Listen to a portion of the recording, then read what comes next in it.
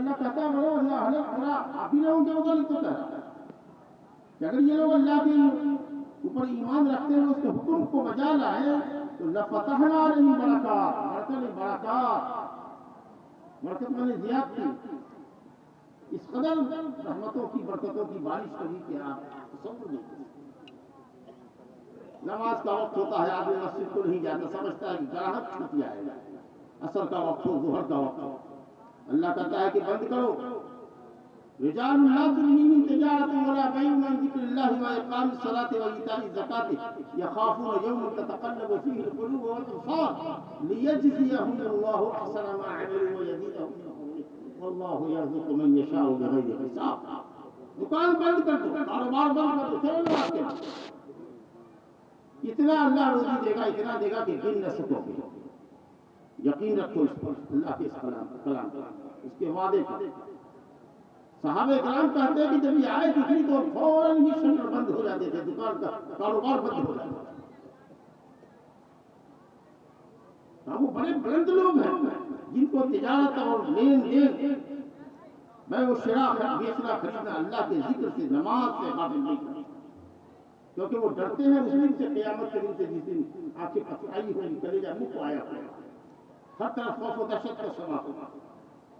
باقی رہا روزی تو اس کا معاملہ اللہ کو چھوڑ دو، لیزیدہم من فضلہ، اپنے فضل سے اتنا دے گا کہ گن نہ سکے، شمار نہ سکے۔ واللہ یرزق من یشاء بغیر حساب،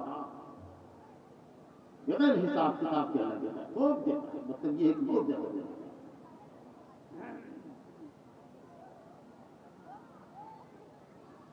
یہ فائدہ ہے اللہ تعالیٰ کی رحمت۔ ایک آیت میں نے پڑھی تھی سورۃ طلاق سے،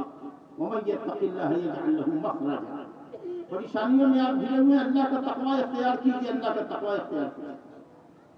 مصیبت میں گھرے ہوئے ہیں، اللہ کا تقوی اختیار کیجیے، اللہ کو پکاریے۔ زیادہ تر وقت مسجد میں گزاریے، دیکھیے کیسے پریشانی آتی ہے۔ صحابی کو نبی صلی اللہ علیہ وسلم نے بے وقت مسجد میں دیکھا، بڑا مغموم آدمی تھا، ابو امامہ سے روایت ہے، ابو داؤد کی روایت ہے، کیا بات ہے،